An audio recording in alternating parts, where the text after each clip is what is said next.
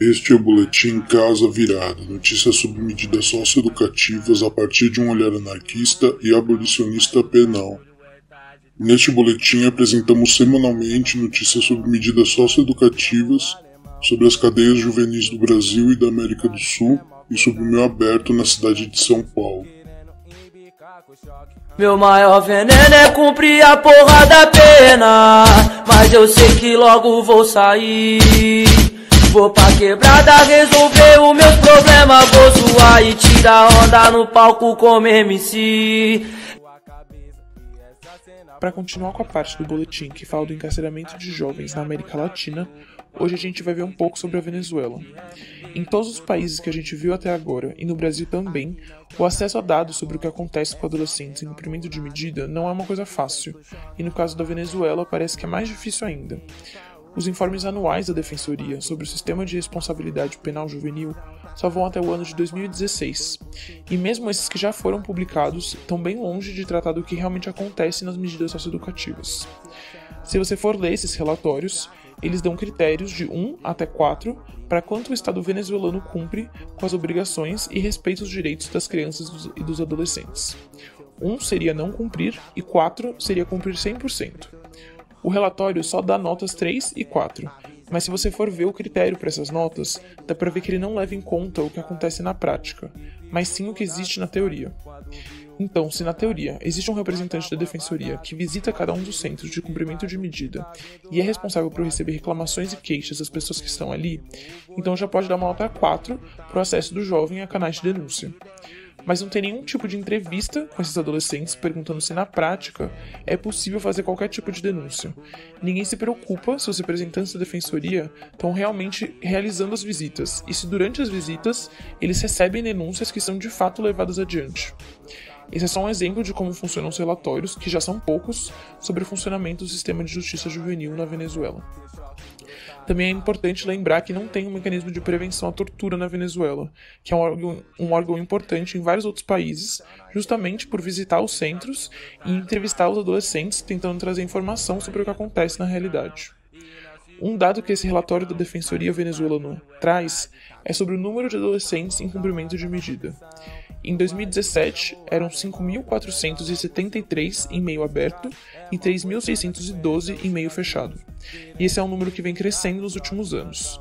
E além disso, dentre os adolescentes cumprindo medida em meio fechado, 46% está preso preventivamente. E segundo dados da Anistia Internacional, só entre 21 e 31 de janeiro desse ano foram 137 crianças e adolescentes detidas na Venezuela.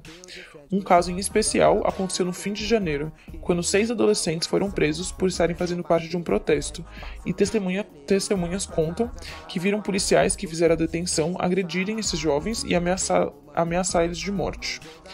Em 29 de janeiro, a juíza responsável pelo caso fugiu da Venezuela depois de denunciar que recebeu ordens e ameaças para manter os jovens presos, mesmo isso sendo algo que vai contra as leis do país.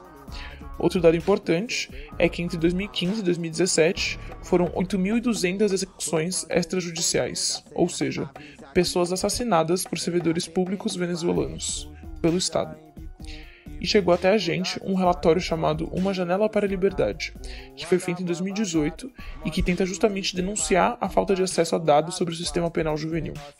Então eles fizeram uma pesquisa que inclui entrevistas com familiares e pessoas cumprindo medida socioeducativa, além de trabalhadores do sistema penal juvenil e advogados. A pesquisa mostra que os informes da Defensoria não falam da realidade venezuelana.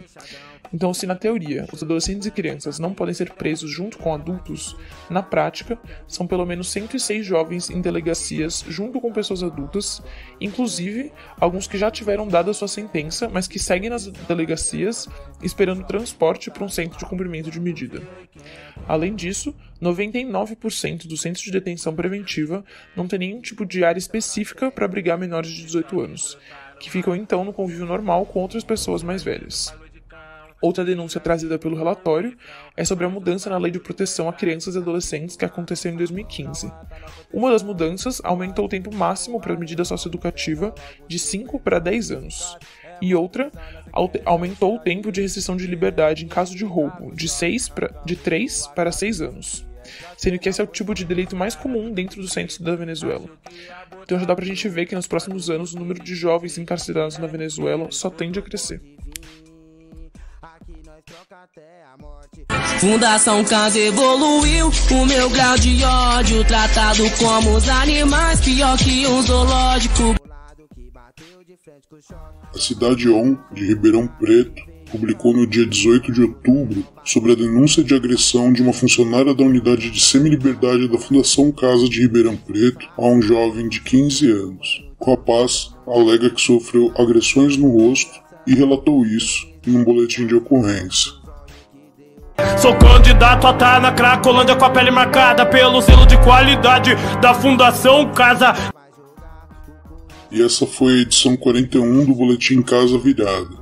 Lembramos que aqui só falamos sobre o que sai na mídia no meio fechado e trazemos a reflexão de uma trabalhadora do meio aberto. Agora imagina quanta coisa acontece e a gente nem sabe, ou a gente não pode nem falar. Para download no Mediafire, Megafono, disponível no YouTube, Facebook e nos aplicativos de podcast. Acesse ao Casa Virada no desobediênciasonora.milharal.org.